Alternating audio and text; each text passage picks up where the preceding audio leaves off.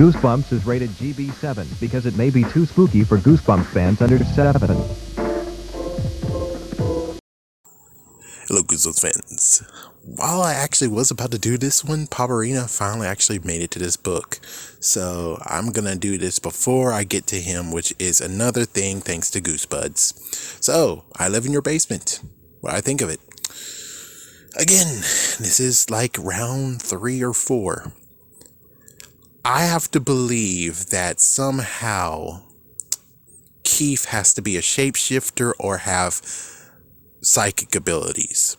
That's what I have to believe, because if he doesn't have psychic abilities, that has to be one thing. So it gets even crazier where it's like, okay, so here is my examples of what's going on. For me personally, I always like to think of this idea of who is telling the story.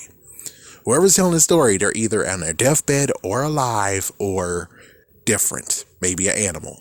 Yep, just like freaking, the two that actually are animals that's talking to us. So we have talking animals in Goosebumps. So here we go. Excuse me. So Marco is talking to us in this whole entire book, and then at the end it cuts to be like Keith is talking to us. So that means we have to think of it like this. That means that Keith morphed into Marco, or even crazier, Keith was speaking through Marco, which means he has to have some psychic ability. So the big story behind this is, sorry for the spoilers, but hey, you should already know I'm just doing the spoilers. We're trying to make a dialogue here. So I guess what really happened was that Keith decided to go out in his humanoid form, and he got papped in the face thanks to Jenny, Jeremiah, or even Marco himself. So when that happened, that's when we had some bleeding of where he was in serious danger and serious pain. And what he's been doing was just that pain was shared in psychics and psychic abilities, to where it's like it's now bleeding into Marco, and Marco's now actually feeling it. Yeah, so he actually made it Marco's shoes.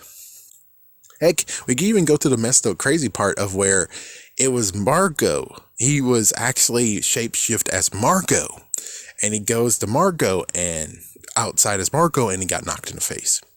But I'm pretty sure in this whole entire thing, it's just the fact of it's framed to where it was psychic. He was actually bleeding into Marco, and it makes more sense instead of him being a shapeshifter. That means that every single time he was going in Marco and was using Marco when he was sleeping, which, because I'm pretty sure he was most likely sleeping, he went through the stages of how he was doing, because, well, he was using Marco's memories to make things and shift things and making it so like, there you go, and now Marco, you have to help me heal. You have to come down here, Marco, and help me.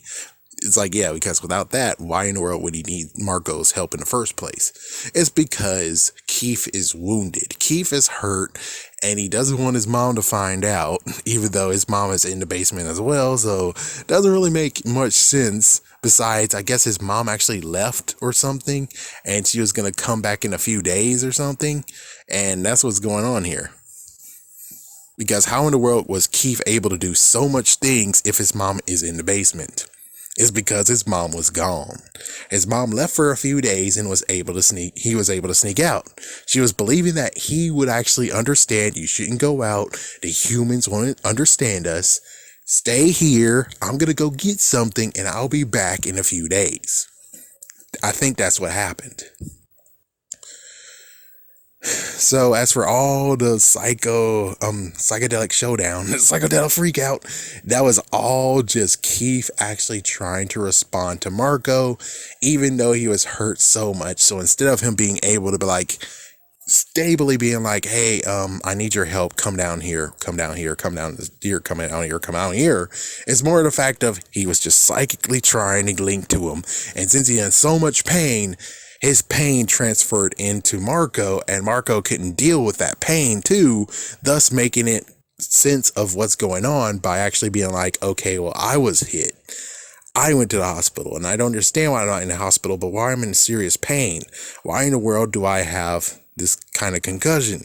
And well, that's basically happened was that day by day, I don't know how many days it was, but a few days, maybe even something he was trying to do it. Heck, it could have been like one day.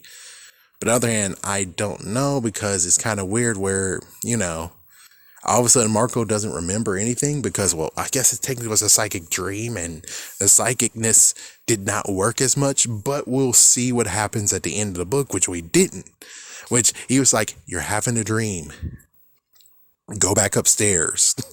It's like, if he does have a psychic ability, then guess what? He was able to make it. And plus, considering I like to do the idea of, well, who's telling the story here? Was it actually Keith in Mirko's form? Or it was Keith through Marco? And if that's true, then that means that, yeah, he made it. He made it because he wouldn't be able to tell us his story. There we go. There we go. And yeah, it's just crazy that at the end it decided to just go to Keith's point of view. So that was the interesting part of where it's like, I have to believe that chances are this actually had been Keith telling this whole entire story. So Keith remembers everything while Mirko is completely a dumb idiot. He tried his best to get Mirko to come down there these few days, and instead Marco does not come down there until like it's basically okay again, where, okay, I don't have that injury anymore. The injury is all healed. My mom is back. Don't need you to come down in the basement anymore because my mom is back, even though now I've been found out and I'm getting a little bit of a scolding talking to. But at least the good news is that you don't have to come down here and help me anymore. Yeah, I'm healed. I don't need you to come down and help me. Makes sense. So that's it. That's basically my whole spiel, is that I know I didn't go in depth with the whole shape-shifting part, but shape-shifting, it makes perfect sense. It's like, yeah, I already talked about it previously. Why he was Jenny, why he was the dog, why he might have actually been the laptop too. It's like, yeah, he was doing so many things. He was shape-shifting so many things, and he was the doctor in the hospital as well. Yes, I mean, he already broke his mama rules once. Why in the world wouldn't he do it again? So yeah, and he was that letter too. He might have been able to split himself into half. It's like, yes, my little piece of myself, I gave to him that letter, and then, but of course, I'm pretty sure that might have been just him as the doctor. He psychically gave him a letter that's so real because his psychicness is so powerful. And then, well, there you go. Or he might have just did psychic on the laptop too. Either way, that's an interesting part. And Goosebumps was talking about it was the dog. The dog is Keith, and this whole entire time, the dog was just punishing him for not actually treating him right. Did we ever actually know the name of the dog? It's like, yeah, that's the weird part. We didn't talk about the dog, did we? I don't remember the name of the dog. But either way, I think he might be more of a psychic without the whole shape-shifting thing. And one key point actually helps me with this whole entire thing is what happened in Days of Future Past, the Wolverine. Charles Xavier's dead, but yeah, he's still alive. And in X-Men 3, Charles Xavier is now a fat man. So that means that he's in the fat man, but he's using his power so much to show that, no, I'm good. I'm alive. I still have my body. I'm not a fat man. Was it a fat man or was it an old man? I forgot which one it was. But either way, he's using his mind to actually show that he's still alive and he still looks the same. Have a scary day, a scary night.